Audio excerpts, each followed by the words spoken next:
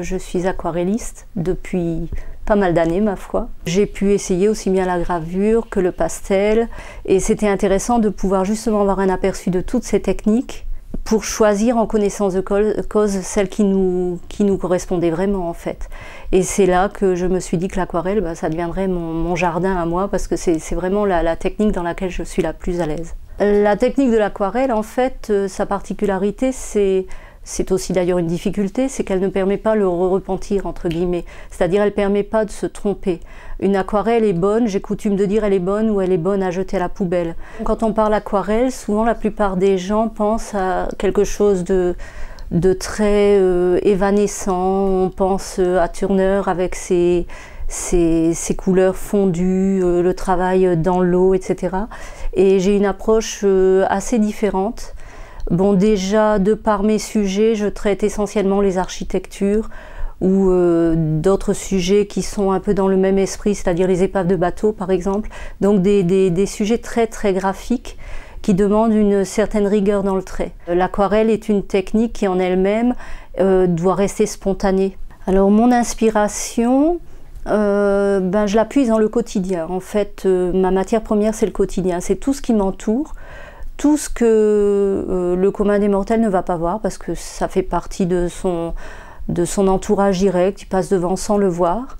Et puis je dirais que j'ai un allié quand même aussi dans ce domaine, c'est le temps, parce que lui travaille pour moi, dans la mesure où mes sujets de prédilection sont les architectures, mais les lieux qui ont une âme, qui ont traversé les siècles, qui nous racontent une histoire, qui, même sans présence humaine, montre une vie, son déroulement, toutes les petites choses qui ont pu avoir lieu dans certains endroits. C'est vrai que quand je me promène, j'ai toujours l'aquarelle en tête, tout comme un photographe aura ses cadrages photographiques en tête.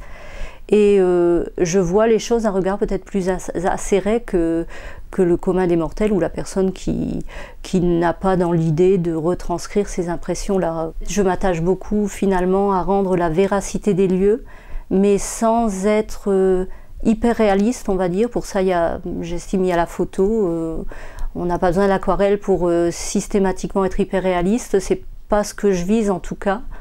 Mais je m'accorde une certaine liberté, il faut laisser une certaine poésie envahir le travail, je trouve, et puis l'avantage par rapport à la photo, c'est qu'on peut interpréter.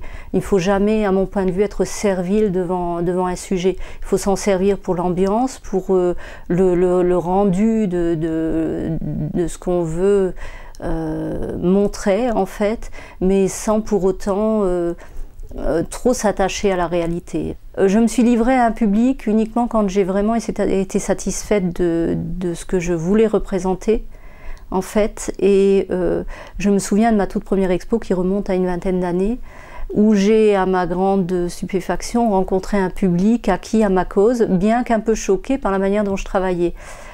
Par exemple, j'ai un journaliste une fois qui a vu mes épaves de bateau et qui les a appelées ces épaves de bateau sur fond de néant.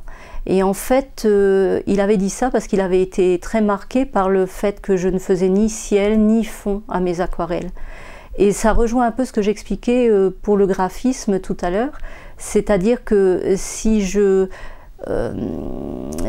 traite par exemple un beau toit de tuiles très très graphique avec bien les mousses, le détail des tuiles vernissées, un peu fendillées, un peu abîmées par le temps, et que là derrière je plaque un ciel bien bleu, je vais tuer ce graphisme. Donc je préfère par définition garder toujours un fond blanc que je structure par un fil électrique qui surgit d'on ne sait où, qui rejoint le toit de la maison en question et qui s'évade de l'autre côté du format. Ça leur donne un côté, une assise, on va dire, un cadre en quelque sorte, mais ça ne tue pas le trait présent que je veux donner, que je veux voir apparaître encore sous mes aquarelles. Le trait doit rester partie prépondérante de l'œuvre. En tout cas, une chose est sûre, le dessin doit rester un plaisir. Le jour où c'est un pensum, c'est même plus la peine de le faire, en fait, on peut passer à autre chose. Il faut se faire plaisir en travaillant. Le public qui vient à mes expositions me dit ressentir une certaine émotion devant mes œuvres, dans la mesure où ça fait ressurgir chez eux souvent des souvenirs d'enfance. Ils ont tous connu cette ferme chez leur grand-père, avec la poule qui picore dans un coin, la vieille brouette oubliée, la faux contre le mur ou l'échelle qui mène en haut de la grange. Et ça les émeut parce que ça ravive chez eux des réminiscences de lieux qui ont existé. Si je permets à mon public d'avoir ce petit coup au cœur, ben c'est gagné, parce que finalement on est aussi un peu là pour ça dans les expositions, pour faire rêver le public et puis leur permettre ce petit voyage dans le quotidien qu'on leur offre en les invitant à voir quelques œuvres.